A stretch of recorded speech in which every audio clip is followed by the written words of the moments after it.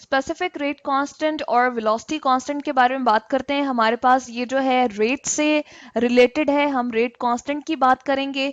और बेसिकली हमारे पास law of mass action जो है वो इस चीज को किस तरह से डिस्क्राइब करता है जी, हमारे पास ये बताता है, यहाँ पर हम लिखते हैं लॉ ऑफ मास एक्शन। उसमें भी हमने देखा कि हमारे पास जो है रेट कांस्टेंट या रेट को जो है वो इन्वॉल्व किया जाता है किस तरह से।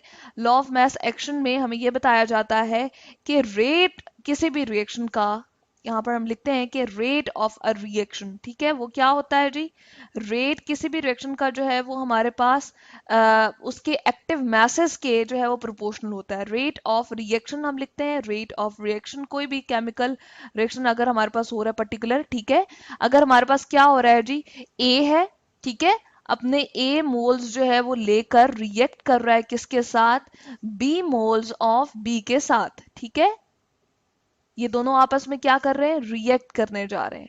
और हमारे पास क्या क्रिएट करके दे रहे हैं, प्रोडक्ट, ठीक है, प्रोडक्ट में हमारे पास सी मोल्स ऑफ सी क्रिएट हो रहा है और साथ में डी मोल्स ऑफ डी बन रहा है, ठीक है। तो अब क्या हो रहा है, रेट ऑफ रिएक्शन जो हमारे पास लॉ ऑफ मास एक्शन के अकॉर्डिंग है, वो ये कहता है कि रेट ऑफ अ रिएक्शन जो है वो प्रोपोर्शनल है किसके जी, हम कहते हैं एक्टिव मैसेज ऑफ रिएक्टेंट, ठीक है। यहाँ पर अगर हम लिखें कि हमारे पास एक अगर होगा, सिर्फ ए होता, तो हम लिखते active message mass of reactant A. यहाँ पर ए हमने जो स्मॉल ए रिप्रेजेंट किया है ये इसका कोफिशिएंट है, ठीक है, नंबर ऑफ मोल्स को भी यहाँ पर रिप्रेजेंट किया जाता है। अब चूंकि हमारे पास दो है ना, तो इन दोनों का प्रोडक्ट हमें शो करना पड़ेगा, बी मोल्स ऑफ, हमें यहाँ पर बी लिखना पड़ेगा। तो ये मैथमेटिकली हमने क्या कर दिया, स्टेट कर दिया है रेट ऑफ रिएक्शन को। प्रोपोर्शनैलिटी साइन को अगर ओमिट कर देते हैं, हम खत्म करते हैं, तो जाहिर है हमें इक्वल का साइन लगाना पड़ेगा और इसके साथ साथ हमें कोई कांस्टेंट भी तो रिप्रेजेंट करना पड़ेगा। तो ये है हमारे पास रेट कांस्टेंट, ठीक है। अब एक्टिव मैसेज हमारे पास वो होते हैं कि जिस तरह अगर डाइल्यूट सोल्यूशन हम ले लेते हैं तो उनकी कॉन्सेंट्रेशन के ही बराबर हो जाते हैं, तो इसलिए हमने इस तरह से कॉन्सेंट्रेशन के हवाले से इनको लिख दिया, ठीक है। तो ये है जी उनके एक्टिव मैसेज, बेसिकली वो वाले हमारे पास मैस ऑफ रिएक्टेंट जो हमारे पास इन्वॉल्व हो रहे होते हैं किसी भी केमिकल रिएक्शन को प्रोसीड करने के लिए और प्रोडक्ट क्रिएट करके देते हैं, ठीक है। तो ये दोनों हमारे पास एक्टिव मैसेज है और इन टर्म्स ऑफ हमने क्या लिखा हुआ है इनको, कॉन्सेंट्रेशन के। ये जो स्क्वायर ब्रैकेट्स होती है ना, ये हमारे पास क्या होती है जी, कॉन्सेंट्रेशन को रिप्रेजेंट कर रही होती है बेसिकली, ठीक है। मैं अगर यूं लिख दूं और इसकी जो हम लिखते हैं इसके लिए यूनिट्स यूज कर रहे होते हैं मोल्स पर डीएम क्यूब, ठीक है। तो ये हमारे पास कॉन्सेंट्रेशन है बेसिकली और इनको हमने स्क्वायर ब्रैकेट से यूज किया, रिप्रेजेंट किया हुआ है और इसकी हम बताएं कि हमारे पास क्या होती है इसकी सिग्निफिकेंस, हम इसको मोल्स पर डीएम क्यूब के इक्विवेलेंट रहते हैं, ठीक है।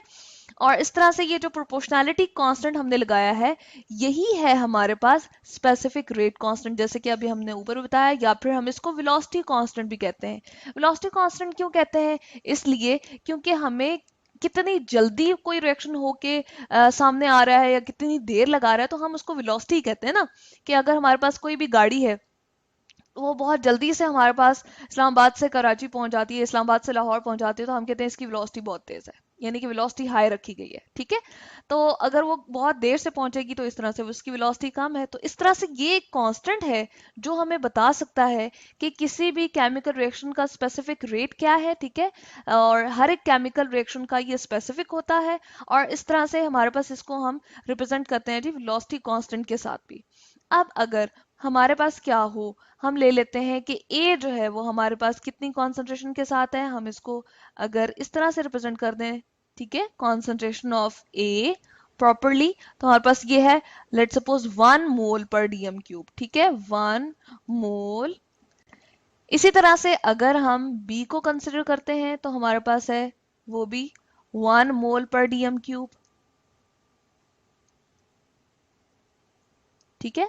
तो इसको हम किस तरह से यहाँ पर शो करेंगे, इसको हम ले लेते हैं, हमारे पास आ जाएगा, इसके अंदर अगर हम पुट करते हैं जो कि हमने बनाई है, यहाँ पर हम लिखते हैं रेट ऑफ अ रिएक्शन, ठीक है। अब हमारे पास क्या है जी, 1 मोल पर डीएम क्यूब है, ठीक है। इसी तरह से दूसरा भी हमारे पास क्या है, 1 मोल पर डीएम क्यूब है, ठीक है। और ए और बी हम जो है वो इस तरह से इसके ऊपर रिप्रेजेंट कर रहे हैं, ठीक है, कोफिशिएंट जो हमारे पास थे, ठीक है। और इस तरह से हमने कहा कि ये हमारे पास क्या होगा, के जब 1 से मल्टीप्लाई होगा तो वो के ही आएगा ना, ठीक है। तो स्पेसिफिक रेट कांस्टेंट हमारे पास कब आता है, जब उस रिएक्शन में इन्वॉल्व जो केमिकल रिएक्टेंट्स होते हैं या केमिकल रिएक्शन में हमारे पास जो है उनकी कॉन्सेंट्रेशन किसके इक्वल हो, यूनिटी के इक्वल हो। ठीक है, तो इस तरह से हम कह सकते हैं कि हमारे पास जो है अगर उस केमिकल रिएक्शन का गिवन टेम्परेचर पे हमारे पास के जो है वो कांस्टेंट रहता है, और ये क्या होता है जी हमारे पास अगर टेम्परेचर चेंज हो जाए, यानी कि अगर हम जैसे ही टेम्परेचर चेंज कर देते हैं और यही वाला सेम रिएक्शन जो है वो प्रोसीड करते हैं, तो फिर हमारे पास क्या हो जाएगा जी, के जो है रेट कांस्टेंट जो है स्पेसिफिक रेट कांस्टेंट उसी केमिकल रिएक्शन का क्या होगा, चेंज हो जाएगा। तो ये टेम्परेचर डिपेंडेंट है। ठीक है, लेकिन अगर हम कॉन्सेंट्रेशन की बात करते हैं गिवन टेम्परेचर और गिवन कंडीशंस के ऊपर, तो हमारे पास अगर कॉन्सेंट्रेशन यूनिट ही हो, एक हो, तो हमारे पास रेट कांस्टेंट जो है वो क्या होता है, कांस्टेंट रहता है। तो इस तरह से हमने देखा स्पेसिफिक रेट कांस्टेंट और वेलोसिटी कांस्टेंट।